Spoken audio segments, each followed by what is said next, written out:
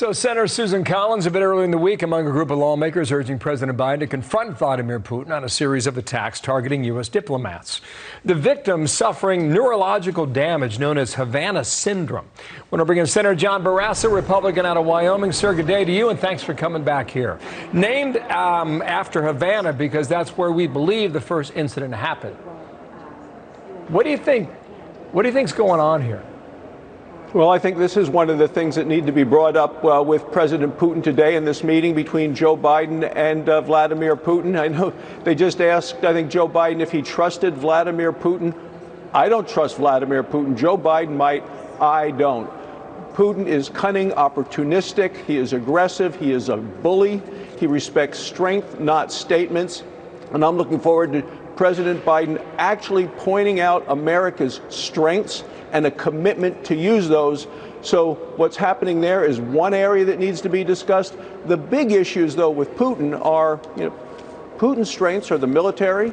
His strength is energy and cyber. We need to address each of those, and we can start with cyber. Well, you're doing all this in only a few hours' time. What Dana and I have been trying to figure out is, where do you find agreement after the 5 or so hours of talking?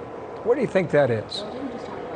Well, I know where it should be, and it should be that America is the dominant power in all of these areas. We have the capacity in areas of Putin's strengths to be able to dominate. The president needs to show his commitment to use the power that we have in the United States, because Putin doesn't, he can smell weakness. And not just is Putin watching these discussions, also China is watching, North Korea is watching, the Ayatollahs are watching. People around the world are watching to see how President Biden reacts.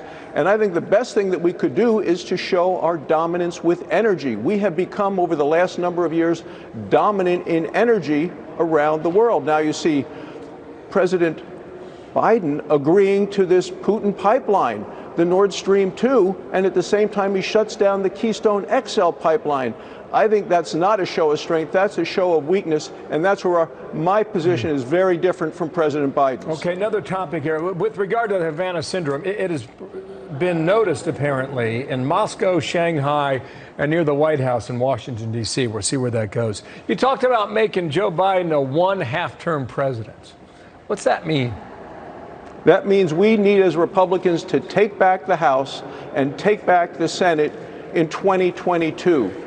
That's the way we derail this very liberal freight train, a freight train heading to socialism. Look, Joe Biden will sign whatever Nancy Pelosi and Chuck Schumer can put to his desk, no matter how reckless, no matter how expensive it is. But look at these policies that are coming out of this administration, whether it's open borders, whether it's higher taxes. We're seeing with energy as well, with the direct attack on American energy. Look, today we're importing more energy from Russia than we're using from Alaska. We were energy dominant. We're now energy dependent.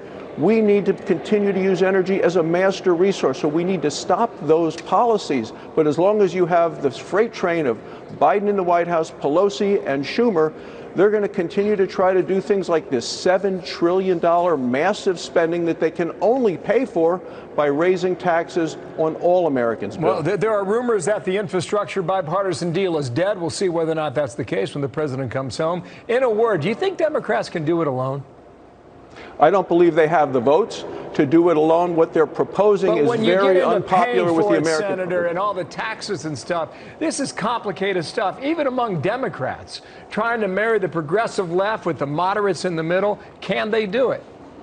They did it once before with their so-called coronavirus relief, which was really a payoff to the big cities in California and Illinois and New York. They're sure going to try. Republicans are committed to stopping it. But this is why we need to make Joe Biden a one-half-term president. We need to take back the House and take back the Senate to block these horrible policies for the country. We'll see whether or not you get your opportunity. John Barrasso, sir, thank you for your time. The Republican from Wyoming. Thanks. Thanks, Bill.